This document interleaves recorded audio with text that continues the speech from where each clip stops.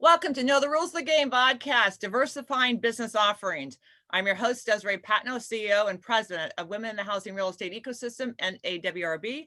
I'm also the chairwoman of the NAWRB Diversity Inclusion Leadership Council, which is the NDILC, and Desiree Patno Enterprises, a real estate brokerage and publisher of NAWRB Magazine, and also our annual WEAR report. So today we have a very special guest. We have Tiffany Curry. She is the owner and CEO of Berkshire Hathaway Home Services, Tiffany Curry and Company Realtors in Houston, Texas. So California, Houston, here we are. Welcome. Thank you so much, Desiree, for having me. I'm so excited to join you today. In Houston, we're having great weather, so it's going to be a fun day. All right. We're having beautiful weather here too, so that's really exciting. I love your yellow. Yellow is so amplifying. Sunshine. I love it. It is. So a fun fact is yellow is actually my favorite color, and it's one that I don't get to wear too often. So whenever I find some yellow, I'm just in love. All right. You're a girl after my heart. Gold is mine. Yellow's right there. So I actually had a yellow bedspread for 20 years, and people went, yellow bedspread, as brilliant as your yellow dress. So we're in the same box. I love it. So very, very cool. So a little bit about what's going on today. So about Tiffany, first of all, she soared from a top producing agent on the Berkshire Hathaway National Think Council, and she was one of the top 15 agents nationwide. And what's really cool is she started her own brokerage about a year ago, a year and a half ago. No, we're right at 1 year. Right at 1 year. Very good. And so she is the first wholly women-owned Berkshire Hathaway Home Services owner in Houston, Texas, and the fourth, which is obviously the fourth largest city in the United States. But also, we're going to hear today and what she's built out in the different departments. And the cool thing about it is she's took it from her own arsenal of internal work of her clients and expanded to the entire company. So I'm very excited about that. And every time I see her post, it's a new expansion, a new great thing that she's doing. And doing it during the pandemic, here we are coming up on a year anniversary with COVID. It is unbelievable. So thank you very much for coming on board. And so let's give a fun fact about you. I know you love yellow, but let's talk about what about your childhood, something in there that's very interesting, a little bit different. Let's see, something that's different from everyone else. I think one of the things I think would be a huge surprise for people, as growing up, I was very, like, now I have this outgoing, explosive personality, but growing up, I was much so of a recluse. So very quiet to myself, not wanting to be in front of a lot of people, not wanting to talk in front of a lot of people. So this is a complete 180 from where I am today. Got it. Well, there you go. So, it's part of our principles, and principle number 2 for this month theme is keep achieving. So that overcoming it, being there and continue being on the forefront and saying, I've got this and continue is great. So that's what we're going to talk about today, diversifying your business offerings. People don't know what they haven't seen, and you have to talk about right now, especially because we're not physically in front of a lot of people. We're doing a lot of the digital footprint, and you're only good, as I say, as your last trick. That's why they always say in this business, you have to be, constantly be in front of your clients, constantly being nurturing those relationships and keeping it going. So let's hear from you some of those 3 tips and that we're talking about of how you have been successful and where you're going. And let's take a deep dive into each one of those and keep this conversation to where we're really organic and live. Well, I thank you first, Desiree, for creating this platform. I think it's tremendous. And I think right now it's much needed with people at home and people going through different things and needing encouragement. So I want to first start off by saying thank you for this and thank you for having me this morning. 3 rules to the game for me that I want to share with everyone today. First one is take the leap. You got to take the leap. You can't win if you're not in the game, and if you lose, that's okay. Get back up. Everybody gets knocked down. Get back up. So the first one I would say is take the leap. And then the next one is let's go back to take the leap. Okay. So tell me stories about your leap. What is that like for your leap as far as give me examples so people can really get the meats and potatoes. So starting out, so I was actually going to be an attorney. I was never supposed to be in real estate. So that is a complete different situation. So in college, I was finishing up my business management courses, and I was, preparing for the next phase of my collegiate career, Right. which was going to be law school. But it was a person next to me and saying she was going to get her real estate license, and we made a pact. We made a pact sitting in business management to get our licenses together. She never did. I kept asking, and she never did. And so here in case in point, I took the leap. I went out on my own. I didn't know how to get a real estate license. I went online. I found Champion School of Real Estate, and I bought this package of real estate classes and just worked my way through it while I was in school. And something I probably shouldn't tell you, but I will. I had my real estate course books in between my business management course books, studying real estate while I was in college in the middle of those classes. And before you know it, Desiree, I had an inactive license, and the rest is history. Now I had to figure out how to get that license active. I didn't know anything about brokerages. I didn't know anything about the process or even how we got paid.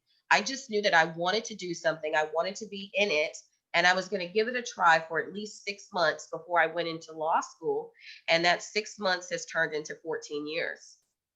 Right. Well, that is so awesome in the sense that if you think about here you were, I consider it overachieving. I don't consider when you have a book inside of a book and you're in a class as taken away from the class. As long as you do well in that class and you're amplifying what's getting done and you're not being disruptive, it's okay. I mean, look at the movie, look at the show called Queen's Gambit, where the woman's Oh, doing it's my favorite. It's my favorite. It's my total favorite. I'm a total chess player, mentally and physically in all things. think about that. That is a very strategic play. That's a very dynamic level of how you're putting together a platform to making sure that the environment is you're looking at the play in advance. You're looking at how far down the line, short-term, long-term goals.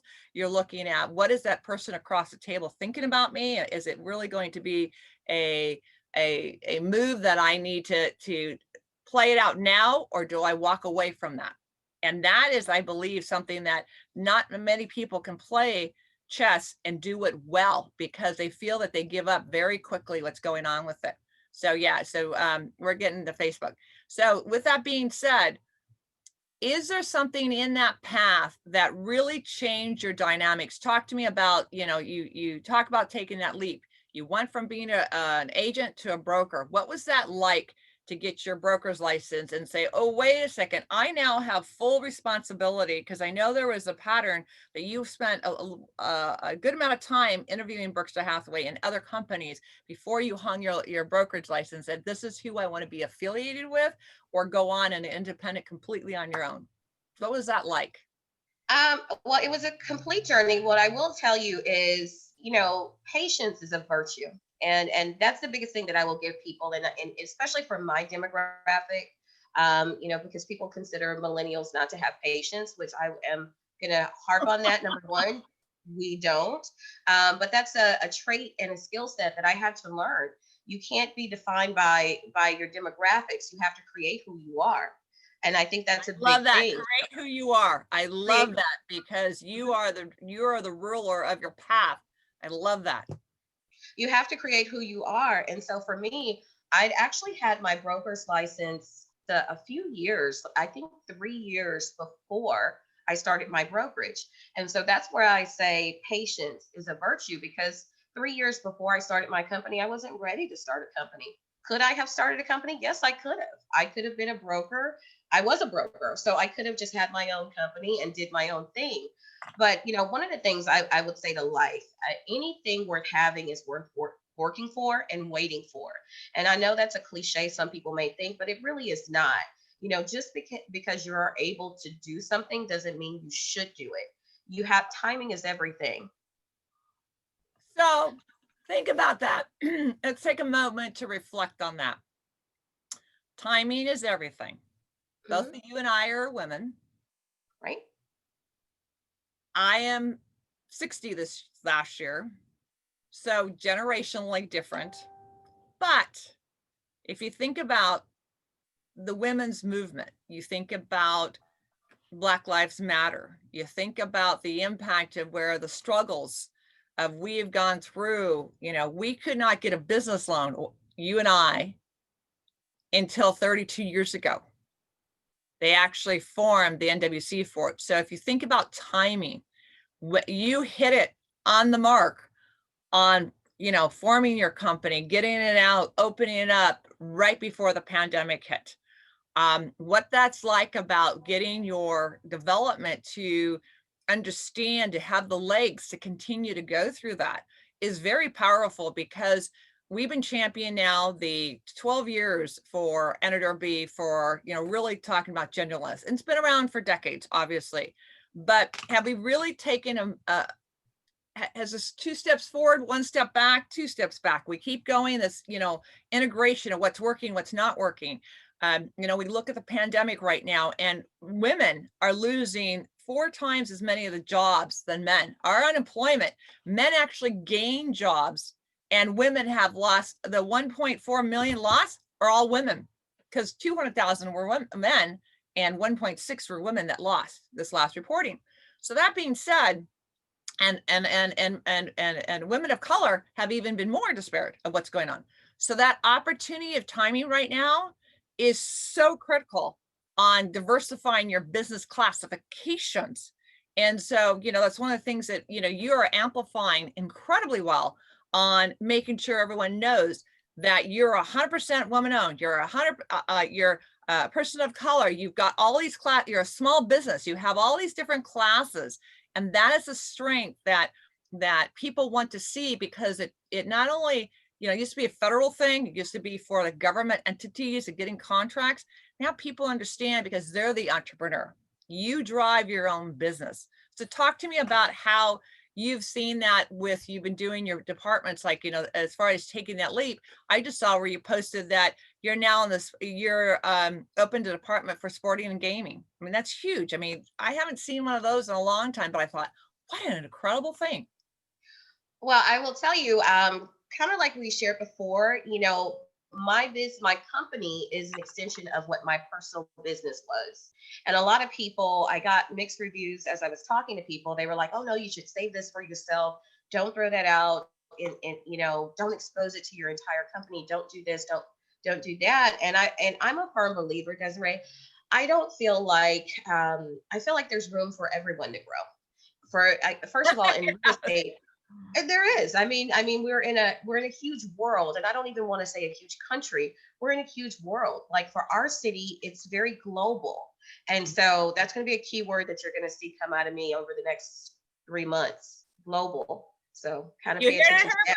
got it, girls. Hear that. So what I would say, in order to diversify your business, though, a couple things, and I want to kind of just let people know as far as taking the leap and going through with these different departments. So you mentioned Queen's Gambit. If you guys have not seen that, you need to go to Netflix and binge watch that. It's my favorite ever, because I can relate to so many components of her mental. It's very mental. And I think once you shut everything out around you and you get in your own zone and you focus and you allow yourself to think, that's a big thing.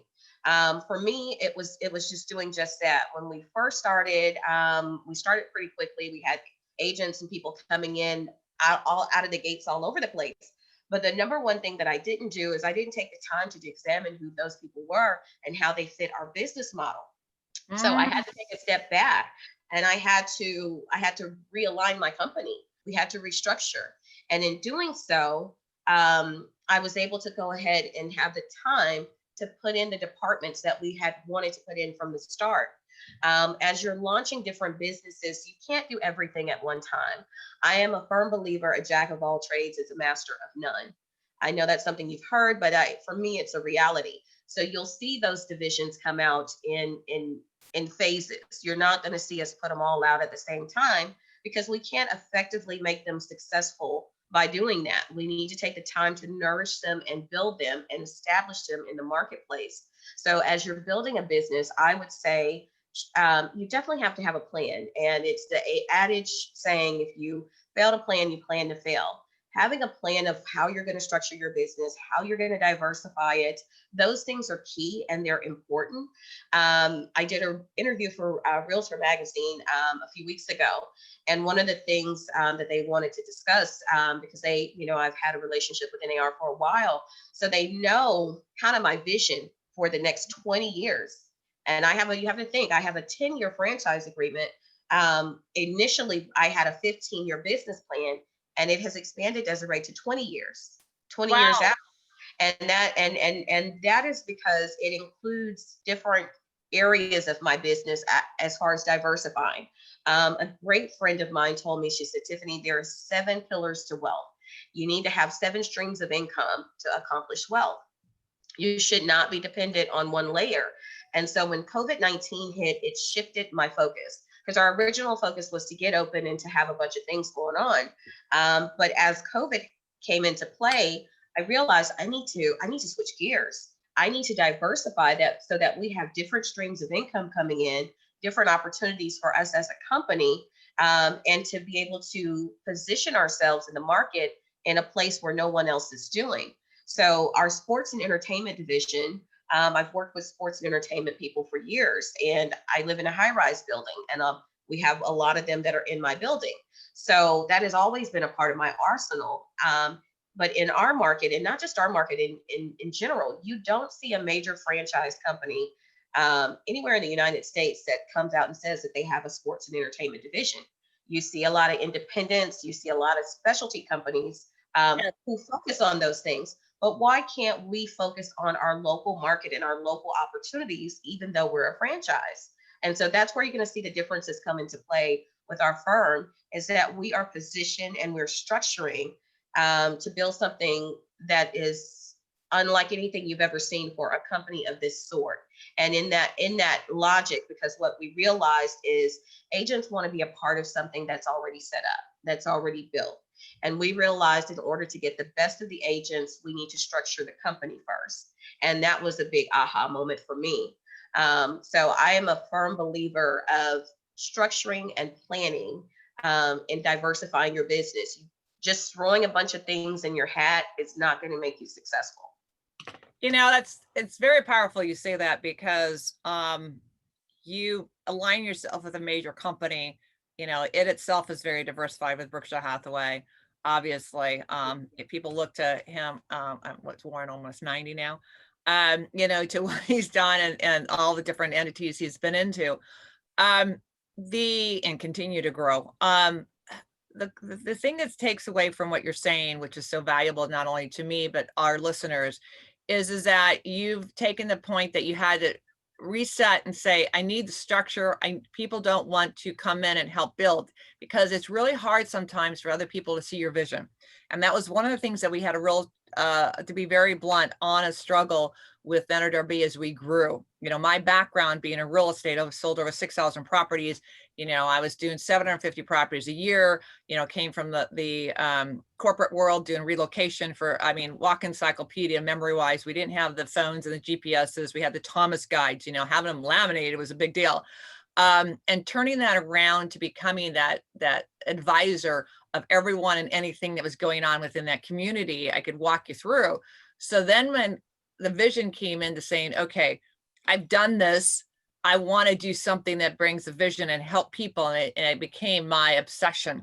And so hence NRB was formed, and it evolved to where it was hard for people to relate to the vision because it was so encompassing of what we did.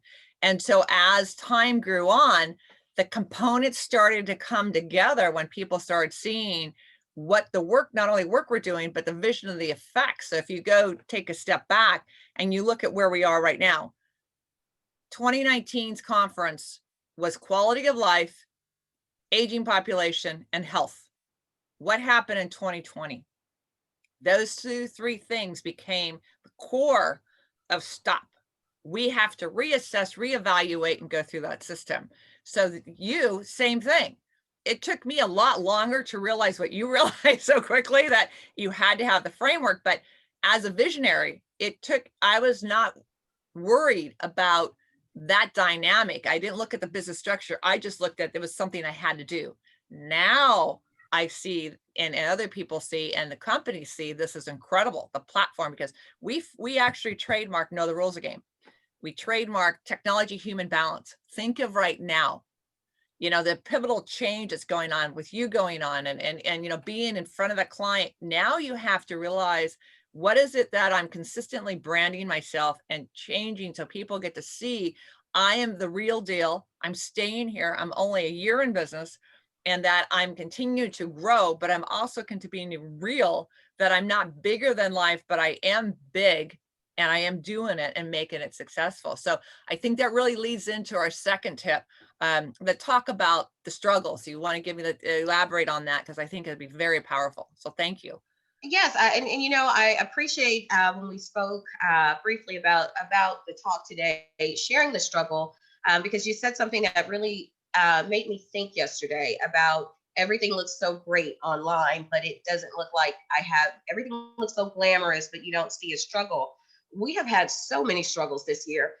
And I will tell you, first and foremost, I think the biggest struggle, Desiree, and I'm going to be flat out honest because that's how I am. I think being a woman.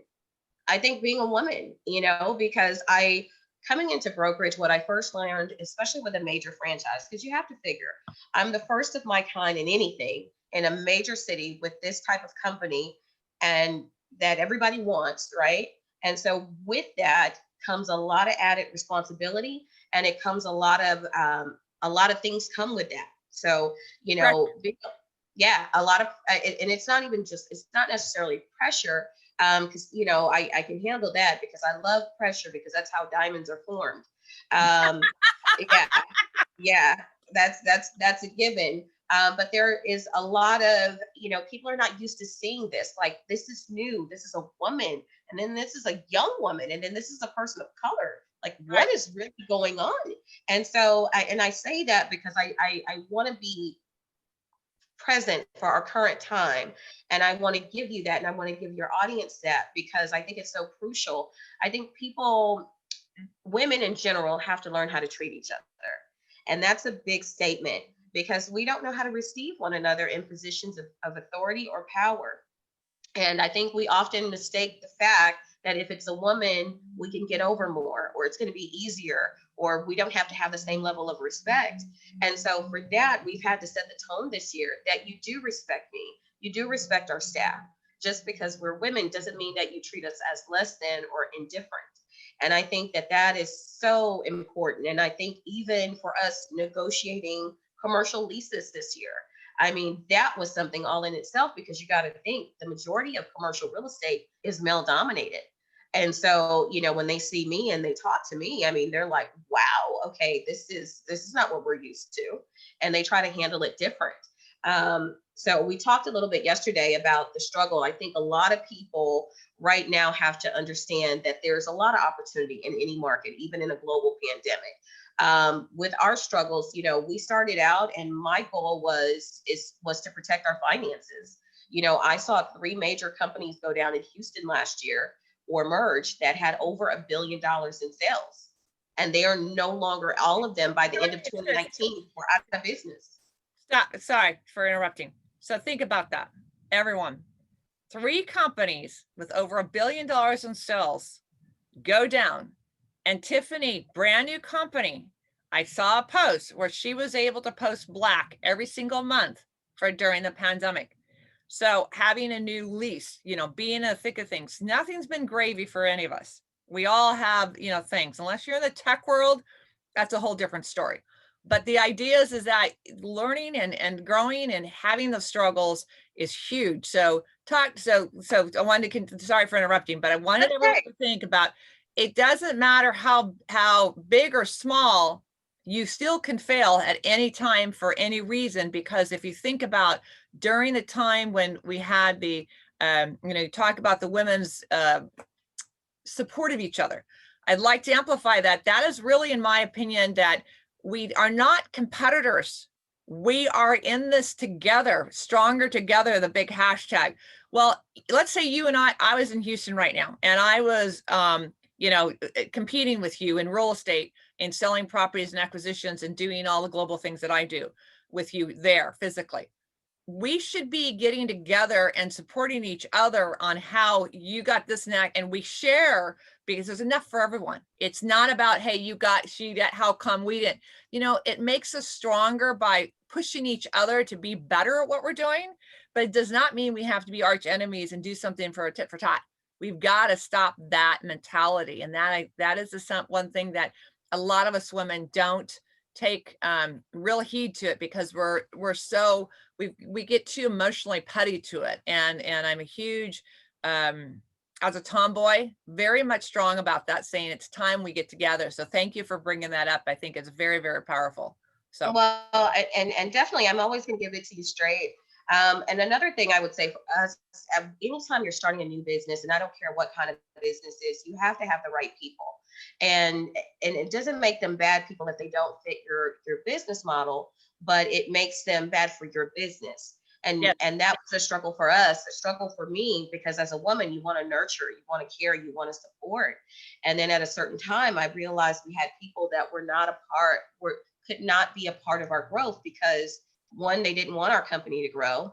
Two, they wanted to compete with the people within the company. And three, they wanted to be the company. And so you have to make tough decisions. And in those decisions, Desiree, we had to separate from some people. And that's a hard decision to do, especially as a broker, because in your mindset, or what you see with brokerages, is that they basically take people. Luckily for me, I've been a part of some high end brokerages as well in Houston during the course of my career, and those companies are still here, and their sales are steadily growing. They're over a couple $1 billion, and they're continuing to flourish. And one of the things that key factors, I went back and stopped and did a reset, and I looked at those companies and what I felt like made those companies successful. And one of those things was that they had standards. They yeah, had standards for yeah. their business. And I said, okay, we have to have standards for our business, for our clients, and for ourselves. And I think just with that leverage alone, we cut back a lot of headaches, which gave me a lot more time back, which gave me the time to implement the different divisions to diversify our business. Mhm. And we ended up with a great situation. So we ended up with quality over quantity. And in that regard, our agents went on to average about 13 and a half transactions per agent, or about 4.35 million average in sales, where most companies are hovering about 1.5 million, maybe 2 million per agent. So we realized quickly, as we're this year, 2021 is a season of growth for us, as we've laid down what we wanted to lay down now. And in that, we see the struggles that we had before, what type of agents that we actually need to hire that fit Berkshire Hathaway, and it fits Tiffany Curry and Company, because it's a marriage. And this is a marriage that we want to build. We want to create something in the city of Houston that is going to be outstanding, not only for the brand, but for the city and for the consumer, because I think that's a big thing. And so understanding that and going back and doing that reset was so crucial. Another thing you said that was key, we finished all 12 months in the black. And I want to leave this audience with key components, because most of the things that I study are not real estate. Yeah. Most of the people that I do watch Warren Buffett. And as I saw him diversifying his portfolio and pulling out of different companies and picking up additional stock under other companies, and watching other business people do the same thing, it was just a key component to let me know, okay, here's what we need to do. Because, like, as an agent, when I was an agent and I was selling myself to clients, and competing against other agents, one of the things that I sold about our brand was how diversified we were. Everything from Acme Brick, Geico Insurance, diamond stores, anything you can think of, furniture stores, airlines. This is a company that's fully vested in a lot of different avenues. We are stable, we are strength, we're stability. We are what you want to be a part of. We're global. And I had to take that same mindset and that same concept to build this brokerage. I said, I'm not just going to throw a company together. I'm going to put together I'm going to mirror what I see as far as some of the most successful businesses throughout the world, not just the country. Because one of the things I will say, Houston is a global melting pot. We have people Yeah. coming here from all over the world. And one of the struggles that I would say for us, teaching our people how to have unbiased. And in this climate, that is so important. And when I say unbiased, I'm not just talking about race, religion, or politics, because we try to steer away from that. I'm talking about different income classes, different classes of people. Everyone needs to be treated with the same level of respect. Yep. Just because I can only afford to buy $100,000 home doesn't mean you don't treat me with the same level of respect as someone that can buy something for 5 or 600,000. I am a person too. I need to be serviced as well. So some of the struggles was just getting past that, because I think a lot of people knew that I handled all price points, but they really focused that I handled higher price points. And so what we wanted people to understand, we are people. Our company is people Yeah. first. And that is a struggle that we had to get past, of people just seeing one thing and not the big picture. So that's a push that you'll see me work on more so this year, is those struggles. And then I think any successful business, Desiree, is going to recognize the struggle of its people. And when I say that, for us, it's the struggle of the consumers in our marketplace. So our multicultural division, you're going to see us grow out a bunch of agents in that multicultural division that we now have set up. And the reason being is because, like I said, this is a big melting pot. And for Texas, we talked a little bit about Texas yesterday. We're our own nation in some ways. Um, I know, but we have a huge Hispanic population, and this Yeah. is the one of the largest consumers as far as home buying over the next 10 to 15 years throughout the state of Texas. And so, as a brokerage, I need to focus on that. I need to understand how to navigate that, but most importantly, I need to teach and train our people how to handle this demographic, and not how to shun people because they're not spending a price point that you feel like is acceptable to you. So changing people's mindsets is always a struggle in any business. I am not a component. I feel like you can give people opportunities and chances. I think you Yeah. have to train people, and it's up to them if they want to succeed, and it's up to them if they want to fail. You said one more thing in relation to how we finished in the black. So couple things. One, looking at businesses outside of real estate. The second one, fear of me having the same issues that those companies that were reporting those big sales with all those agents and no longer in business. That was something that stayed at the top of my mind. That was Right. number one. I never forgot that, and I never will, because these were good companies, Desiree. So you have to go behind the scenes and take a look and say, okay, what behind the scenes was not adding up? And that's what I have to avoid. So we've done that, and in that logic, we, because you know me well, Yeah. and I like things I like certain things, and so immediately when I started this company, I wanted a certain type of office for it. But what I did was I got what we needed and not what I wanted. And that's a big thing. You have to get what you need for your company for where it is at the time that you're putting it in play. Right. Not for where you want to be. You have to future cast, but you have to grow where you start. You have some very raw and very excellent groundwork that you had to put into play to make sure the vision is today. Yes, reality is today, vision is tomorrow, and our goals are where we're going to go. And the real part of this is that um, we all every day have to look up, did we make our mark? Are we looking, is this a one-time gig? Is this a long-term gig? Is this something that we need to pivot?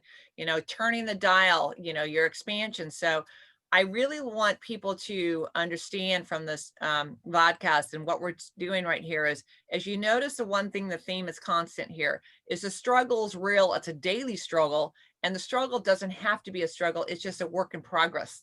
So I like to let everyone know that, when we look at the realness of what we have, it's like life, it's relationships, it's impact, it's significant others, it's our animals, what we're doing with our health.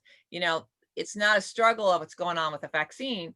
It's, are we taking care of our body to the best we can? Are we controlling the elements that we can control?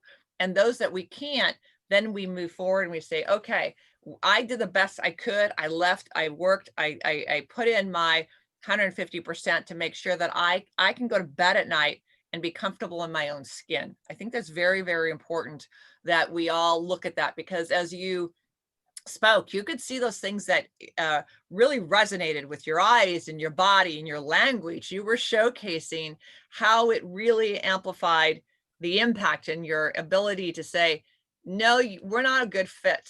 And it's not that they're not a perfect person or that they're not good at what they do, that the cultural mix wasn't where you're at. And I can remember, you talked about the multicultural impact. I remember when we had 8 different languages when REOs were just so thick and hard, and we were dealing with so many corporate entities and people buying in bulk sales or buying in, individuals, and me working with all this different code compliance officers. Everyone knew our company, and we had 8 different nationalities of people who spoke the language fluently or were from the country, because they understood, all the different dynamics. So we could go in there and say, you're diversified not only in the culture, your understanding of the culture, and dealing with the most important thing when these single mothers or battered women with children were being evicted. I mean, that's huge. And so you really could relate to that. So, and one other tip I'd like to amplify. Did you notice what Tiffany said? Everything she was talking about was, I want to go where no one else has. I want to be where someone else hasn't been. I want to leverage what I know. I want to leverage the platforms that I have opportunities that I vetted, but I want to go.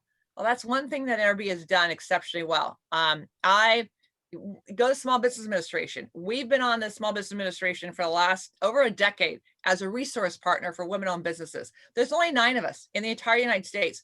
Well, no one really even looked at the Small Business Administration because they thought, well, I had to be a business owner. People don't realize $40,000 for a renter who has, damaged by a hurricane or flood or a fire, and $200,000 to a homeowner you can get from them. What?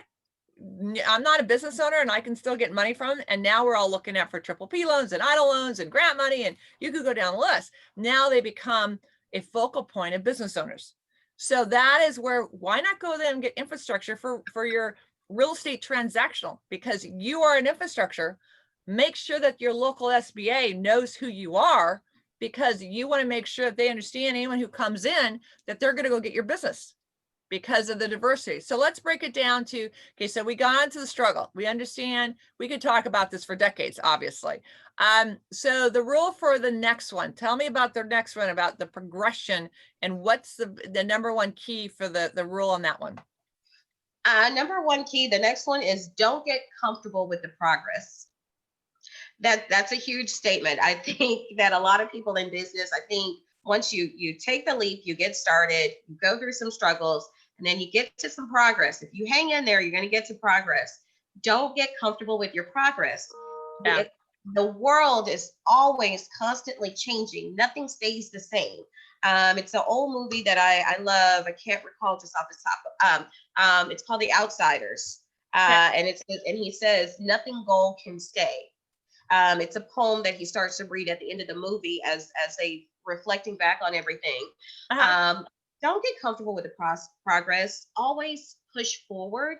Always learn new things. One of the things for me that I picked up from a great friend yesterday is to have at least 4 books to read a month, just to kind of, even if you go between them, just to kind of mix it up, to give yourself a different mindset. Yeah. And I think it's so important. Your business should correlate with your lifestyle. So the progress of your business, a part of that should always be a progress in your life as well.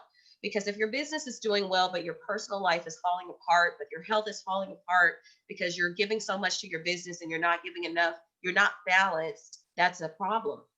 Mm-hmm. Don't get comfortable with progress in one area. You need to diversify progress. And so that's a big word. In that sense, when I say diversify progress is not just progress in your business, it's progress with you as a person, in your personal life, in your health, in your journey, and the relationships you have with people. Relationships are a part of progress for me, Desiree. They have always been, and that's how I've gotten to where I am. I think, in my career, I've been around some amazing people, some brilliant visionaries of our time in real estate. And I've built organizations before I got to this company, as far as on the volunteer level. So Right. I had no fear that what we were going to do once we actually got a company. But I think when you talk about progress, a lot of people define it as the success of their business. Progress is a lot of things. It's real progress for me as a real estate broker is going to be the success of our people. It's going to be the success of our agents. It's going to be the success of our clients. That tells me if we are progressing as a company. And as for 2021, as we look to grow, because we want to add about 80 people this year to this company, and that's a big number because you got to figure how many people we got to go through to get to an 80. And it's not Right. that they're great sales, 80 great salespeople, but 80 good people that are going to be good for the brand, be good for the company. We can train them and Mhm. help them to be good salespeople. I just need them to be good people and honest and ethical people. That's what you have to build with. So that progress is a big thing.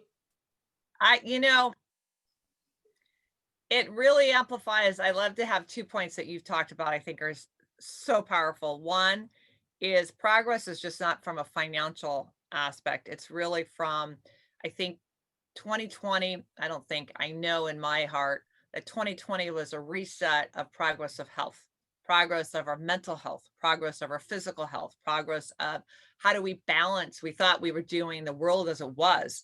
Now, how are we going to handle homeschooling the children, taking care of our parents, dealing with, the struggles of political civil unrest, all the different things going on. So that whole dynamic became progress in just surviving and growing and seeing the light versus then progress just in the company aspect. So sometimes you have to take a reset, not just for the employees that work with me to make sure that they're or you that they're and good for the company, but we all have to be engaged. They used to say leave your work at home, leave your home at work.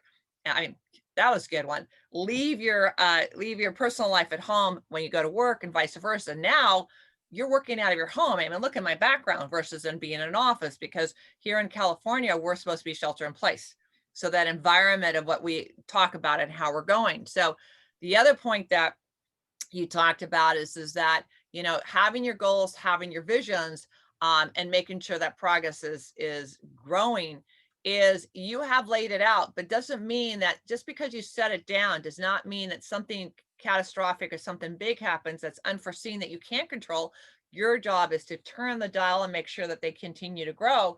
And as you reevaluate your systems on a regular basis and launch your progress, being accountable to yourself, being accountable to the people that you hire, and let them know that you mean business and you're here to help them thick or thin, good or bad, like the Mhm. marriage vows people take, I think is the whole enchilada of framework, because who you are as a brand, who you are as a person, and who you are as a offering, and the people that you associate yourself with, and the expansion of global. You talk about global representation and Houston being from everyone coming around.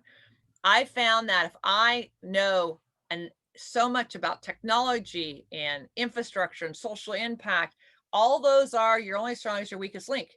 You can't help, in my opinion, effectively a client unless you know about access to capital, unless you know about business structure, unless you know about, is it better to be, what are they doing in that aspect? Because then you can pick up all the clients within their company. You could help them in their commercial development. You can help them in and getting to be your trusted advisor. So you are a perfect example of growing the pods that go on top of that environment and making sure that it's strong as you add the layers. And if something doesn't work, it's like a big company. You move on and you take it away and you put it back on. And so I love that aspect. So if we were to talk about, we're getting close to the end here, that let's let everyone know how many different departments you have. Let's let everyone know we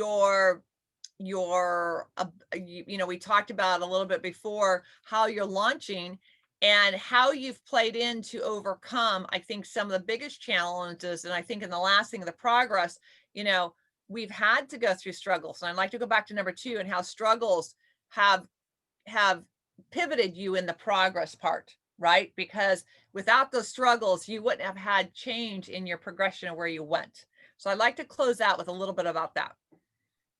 So one of the main things I will say is, and that I want to leave people with, is that you have to have faith. That is the tip and the key tidbit that I leave you with today. Okay. In the struggles that we have had, I will tell you a little bit. So we started out in an 1,100 square foot space, and it wasn't my first choice, but it was literally 3 blocks from where my old office was when I was an agent. So it kept me in my territory. So location, location, location. Look Um, at your eyes. Location, yeah, location. location, location, location. But one of the things I can tell you about the struggle, because I kind of mentioned some of the things that people are going to go through, and since this is a women's target audience, I want them to understand this. In our commercial space, we were going to grow, we were going to expand in the building that we were in. And so it was around March. And so we had talked to the building about it and we were negotiating it. And someone else came along and wanted our space. This was before COVID. And so we were in 1,100 square feet. I had a bunch of people in the office. It was too crowded. And have faith is what I say. So the guy comes to me and he says, "Hey, look, we got someone that wants your space and they want to get in there pretty quickly. Can we move you to a larger space until we build out a space downstairs for you?" Well, Desiree, the space they moved us to, and they let me choose which one, was 3 times the cost of what we were paying for the 1,100 square foot space. They moved me there for the same price that I was paying for the 1,100 square feet. And we stayed Oh, there for over 6 months, which is how our company got comfortable, because we had the space we needed, but we were paying for only 1,100 square feet when we had 4,000 square feet. And when I say have faith, and that your struggle is really in your head, the struggle never ends. And I want to say that sometimes you have to lose to win, and people need to understand that you're always going to have struggle. Anything worth having, you're going to always have to work for, and it's always going to come with a consequence. There's always texture in life. There's not a smooth road. You can forget that in business. There's not going to be a smooth road. It's going to be textured. When I say with the struggle, but here's the piece that came back on us. And what I didn't know, Desiree, was that the commercial guy, he felt like, well, this is a Berkshire Hathaway. That's a Warren Buffett affiliated company. Automatically, she has money, or they have money. Somebody has money. right. And so, in that regard, we were running into where people were trying to price gouge us on the leases because of the name of the brand that I had. That was a huge struggle. And so, for people going into franchises, that's something to think about, that the prices that people will offer you because of what they see you aligned with Oh, versus as if you were on your own. That was a huge struggle for us. But in any type of struggle comes opportunity, because for the prices that they were trying to give us to maintain where we were, I ended up being able to go to where I originally wanted to be, where I originally envisioned our company, in the major melting pot of the city, the international hub of Houston, which ties mhm. into my business. And we were able to make that transition. But the faith and the opportunity of us being in that space and not having to pay full price for it gave us a full year in the black, and gave us the capital to make that move.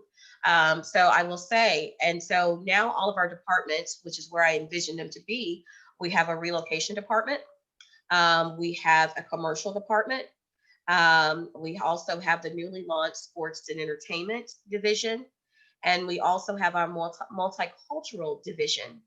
And I will just kind of give you an exclusive right now, because you kind of already see where we're going with this. Our fifth and final component will be the global division.